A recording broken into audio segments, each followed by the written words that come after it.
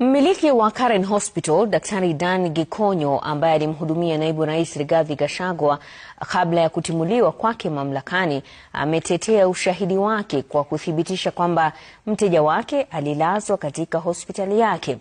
Aidha, Daktari Gikonyo alieleza majaji wanaosikiza kesi ya Gachagua ya kupinga kuondolewa kwake kama naibu rais kwamba alipokea simu kutoka kwa Rais William Ruto akitaka kujua hali ya afya ya Gachagua wakati alifikishwa hospitalini kwa matibabu.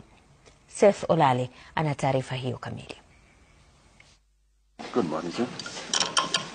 Hii leo ikiwa zamu ya daktari wa kinara wa chama cha DCP Rigathi Gachagua, Dan Gikonyo, kutoa ushahidi wake mahakamani kwenye kesi ya kuondolewa kwa naibu rais huyo wa zamani. Daktari huyo alianza kwa kuelezea koti kwamba amekuwa daktari wa Gachagua tangu mwaka 2006. I have been a doctor to the said Honorable Rigathi Gachagua since, if I quote, 5:10 p.m.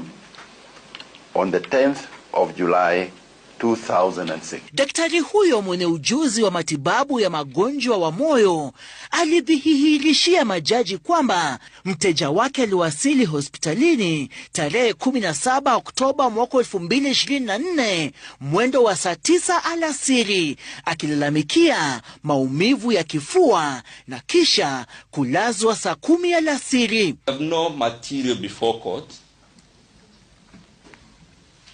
to show the prior history of the patient.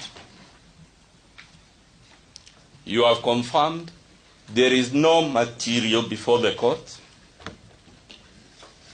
to evidence his medical condition when you supposedly attended to him. The Honorable Rigathi Gachagua was admitted to hospital on the date so specified and discharged on the date so specified and treated according to the statutory medical practices. Aidha, daktari huyo alitaka